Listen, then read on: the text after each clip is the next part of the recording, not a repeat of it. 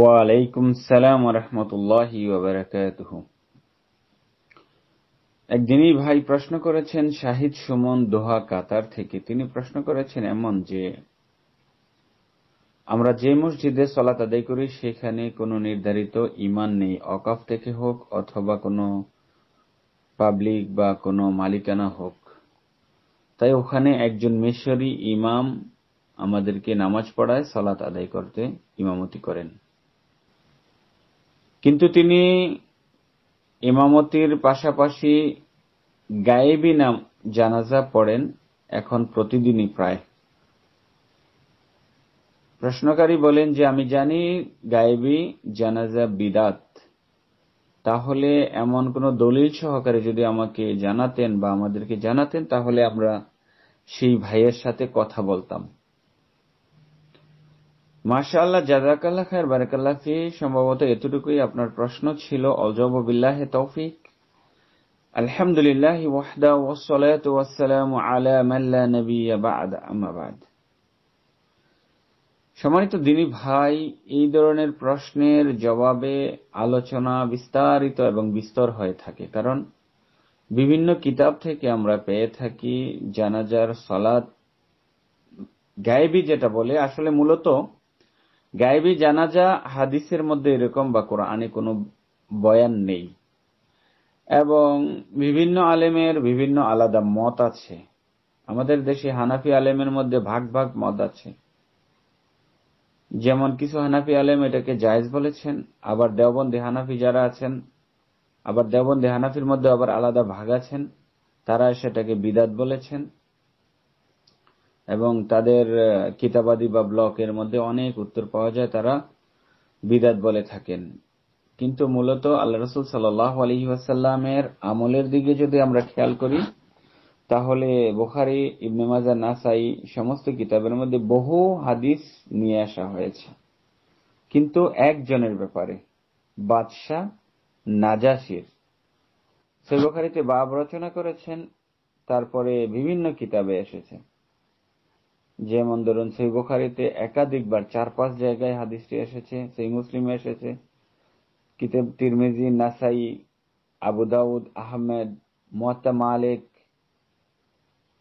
ইরওয়াউল গলিল, এই ধরনের সমস্ত কিতাবে হাদিসগুলো নিয়ে এসেছে। ইভেন ইবনে মাজাহতে যে হাদিসগুলো এসেছে সেগুলো তাহকিক আলবানীতে সহিহ বলেছেন। আমরা একটু যদি বিস্তারিত জানতে চাই, প্রথমত যে বিদাত কারা বলছে বা জায়েজ নয় কারা বলছে, তাদের জবাবও সুন্দর জবাব আছেন। তারা সাহাবায়ে কেরামের মত নিয়েছেন। ইভেন কি ইমাম আবু হানিফা, ইমামে আজম যা জানি আমাদের বাংলাদেশে, আবু হানিফা রাহিমাহুল্লাহ, তার অনুগামী সকল ইমাম এবং ইমাম মালিক রাহিমাহুল্লাহ এর মতে গায়েবী জানাজা, যেটা আমরা জানি, যেটা সামনে নেই মাইয়াত, জানাজা জায়েজ নেই বলেছেন, চাই দাফনের আগে হোক অথবা দাফনের পরে হোক, মাইয়াত শহরের ভিতরে থাকা বা বাইরে, এই ধরনের কথা বলেছেন তারা। মাবসুতে সারাখি নামে কিতাব আছে, সেটাতে বলেছেন। দারুল কুতুব ইসলামিয়া বেইরুত থেকে মানহুল জালিল, এ ধরনের কিতাবে এগুলো পাওয়া যায়। যদি আবার আমরা দেখি ইমাম আহমদ বিন হাম্বল রাহিমাহুল্লাহ থেকে জায়েজ কারার দেয়া হয়েছে। ইমাম আহমদ বিন হাম্বল রাহিমাহুল্লাহ তিনি কিতাব মুগনিতে তিনি বলেছেন যে জানাজা মাইয়াত ছাড়া, মানে যেটা আমরা গায়েব বলি, সেটা জায়েজ। এই উক্তি থাকার পরেও যদি আমরা অন্যদিকে খেয়াল করি, তিনারই আবার শাগির্দ বা ছাত্র, তিনি সেটাকে মানেননি, তার মানে তিনি সেটাকে জায়েজ কারার দিতে পারেননি। তাহলে এইখানে তাদের মধ্যে মানে কেউ জায়েজ নেই বলেছেন। আবার যদি আমরা দেখি ইমাম শাফি রহিমাহুল্লাহ, ইমাম আহমদ বিন হাম্বল রহিমাহুল্লাহ এর মতে মাইয়াত ভিন্ন, মাইয়াত যদি ভিন্ন শহরে থাকে গায়েবানা জানাজা জায়েজ বলেছেন, মানে ভিন্ন শহরে, অন্য শহরে থাকলে, যেখানে জানাজা হচ্ছে সে যদি এখানে না থাকে সেটাকে জায়েজ বলেছেন। কিন্তু শহরের ভিতরে থাকা মাইয়াতের জানাজাকে জায়েজ বলেন নাই। তার মানে তাদের এই দুই ইমাম প্রথমত জায়েজ বলেন যদি শহরের বাহিরে থাকে, কিন্তু আবার বলছেন যদি শহরের ভিতরে থাকে মাইয়াত, তাহলে গায়েবানা জানাজা জায়েজ নয়, মাইয়াতকে উপস্থিত করতে হবে। তাইলে এক শহরে হলে মানে তাদের যেই ইস্তেমবাদ করেছেন মাসালা, তারা চিন্তা করছে যদি এক শহরের ভিতরে হয় তাহলে তাকে আর আনার দরকার নেই, সেখানে মাইয়াত নিয়ে আসলেই তাকে জানাজা দেয়া হবে। তো এই ধরনের মাসলা বিভিন্নভাবে পাওয়া যায়। আলফিকুল ইসলামিয়া ও আদিল্লাতু এই ধরনের কিতাবে, মাকতাবাতুল হাক্কানিয়া পাকিস্তানের যেই আল মাজুম এই ধরনের কিতাবে পাওয়া যায়। তাইলে আমাদের যারা দেওবন্দি আলেম তারা বিভিন্ন ধরনের দলিল্লা নিয়ে এসেছেন, দেওবন্দি আলেমরা, যে এটা জায়েজ নয়। তো জায়েজ নয়, তারা যে যুক্তি দিয়েছে সেই যুক্তিটা খণ্ডন করার মতো যুক্তি নয়।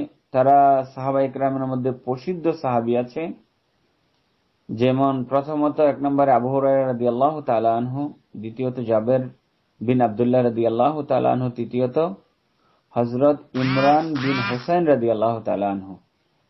এই তিনজনের ব্যাপারে যদি জানা যায় তাহলে বোঝা যায় যে বাদশাহ নাজাশী ইন্তেকাল করেছেন 9ম হিজরিতে রজব মাসে।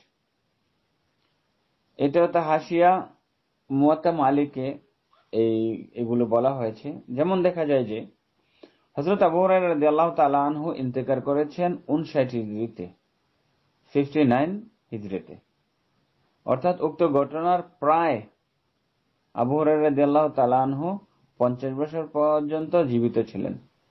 হযরত জাবের রাদিয়াল্লাহু তাআলা আনহু ইন্তেকাল করেছেন 79 হিজরিতে। তো তিনার এই মৃত্যুর পর প্রায় তিনি 70 বছর জীবিত ছিলেন। আবার হযরত ইমরান বিন হুসাইন রাদিয়াল্লাহু তাআলা আনহু উক্ত ঘটনার প্রায় 43 বছর পর্যন্ত বেঁচে ছিলেন। কিন্তু তারা এইটাই দলিল নিয়ে আসছেন যে হযরত আবু হুরায়রা রাদিয়াল্লাহু তাআলা আনহু 50 বছরের মধ্য থেকে তারা কখনো এই ধরনের গায়েবী জানাজা পড়েননি। দলিলে অনেক আছে, হাজার হাজার সাহাবী কেরাম মারা গেছেন আল্লাহ রাসূল সাল্লাল্লাহু আলাইহি সাল্লামের পরে, যুদ্ধ করে শহীদ হয়েছেন, তাদের গায়েবানা জানাজাও পড়েননি। এবং আল্লাহ রাসূল সাল্লাল্লাহু আলাইহি সাল্লামের আমলের দিকে তাকালে দেখা যাচ্ছে যে বাদশাহ নাজাসির ব্যাপারে এই কথাটা একটু প্রসিদ্ধ এবং ক্লিয়ার ভাবে এসেছে, কিন্তু অন্য কারো ব্যাপারে আর আসেনি। যদি আমরা দেখি যে বাদশাহ নাজাসির ব্যাপারে সহিহ বুখারীতে বাব রচনা করা হয়েছে। বাদশাহ নাজাসি 4 তাকবীরে আল্লাহ রাসূল সাল্লাল্লাহু আলাইহি সাল্লাম জানাজার সালাত আদায় করেছিলেন। বাবু তাকবীরে আলাল নাজাসি আরবাআ, মানে নাজাসির জন্য যে তাকবীর দিয়েছিলেন সেটা 4 তাকবীরে জানাজার সালাত আদায় করেছিলেন। হাদিস অনেকগুলো আছে, যেমন প্রথমত হাদিস পাওয়া যায় 1333 নম্বর হাদিসে আবু হুরায়রা রাদিয়াল্লাহু তাআলা আনহু থেকে বর্ণিত হাদিস।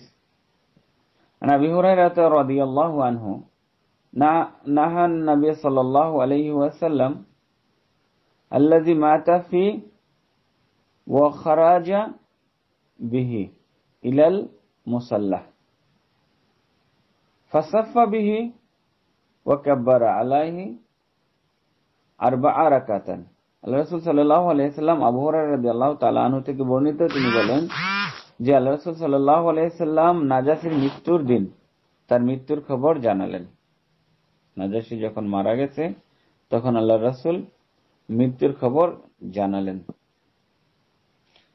আল ইয়াউমা আল্লাযী মাতা ফি নাজাসি, নাজাসি যখন মারা গেছে তখন তার মৃত্যুর খবর জানানোর পরে নাজাসির মৃত্যুর দিন আল্লাহ রাসূল সাল্লাল্লাহু আলাইহি সাল্লাম সাহাবায়ে কেরামকে সঙ্গে নিয়ে জানাজার সালাতের স্থানে গেলেন এবং তাদেরকে সারিবদ্ধভাবে করে 4 তাকবীরে জানাজা আদায় করেন। তাহলে এইটা হচ্ছে একটা দলিল যে নাজাসি ছিলেন কোথায়? অনেক দূরে, অন্য দেশে, কিন্তু আল্লাহ রাসূল সাল্লাল্লাহু আলাইহি সাল্লাম এখানে গায়েবী জানাজা পড়েছেন। অন্যদিকে একই বুখারীর হাদিস 1334 জাবের রাদিয়াল্লাহু তাআলা আনহু থেকে বর্ণিত, নবী মুহাম্মদ সাল্লাল্লাহু আলাইহি সাল্লাম আসহামা নাজাসি জানাজার সালাত আদায় করলেন, তাতে তিনি 4 তাকবীর দিলেন। ইয়াজিদ ইবনে হারুন ও আব্দুল সামাদ রহিমাহুল্লাহ সালিম রহিমাহুল্লাহ থেকে আসহামা শব্দটি উল্লেখ করেছেন। তো এই ছিল কিছু বুখারী থেকে।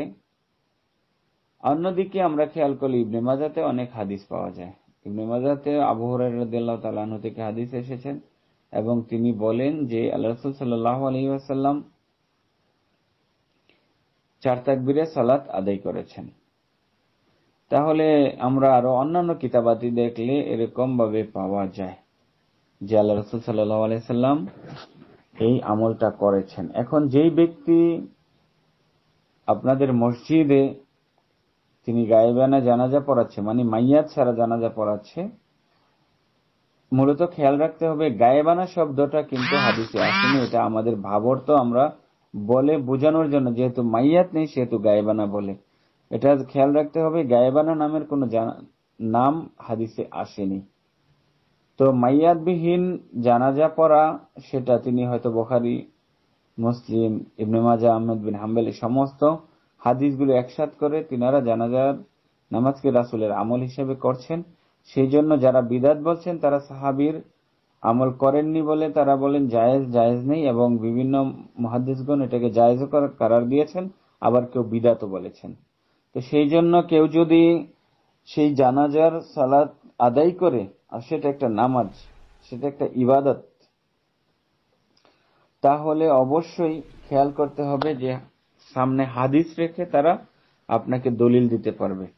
সেই জন্য কাউকে তর্ক করার আগে নিজের একটু জেনে এবং সঠিকটা জেনে তাকে তর্ক করাটা আমাদের জন্য সঠিক। আল্লাহ সুবহানাহু ওয়া তাআলা সবচেয়ে বেশি ভালো জানেন। হাযা সাল্লাল্লাহু আলাইহি ওয়া সাল্লাম আলা নবিয়িনা মুহাম্মদ। আসসালামু আলাইকুম ওয়া রাহমাতুল্লাহি ওয়া বারাকাতুহু।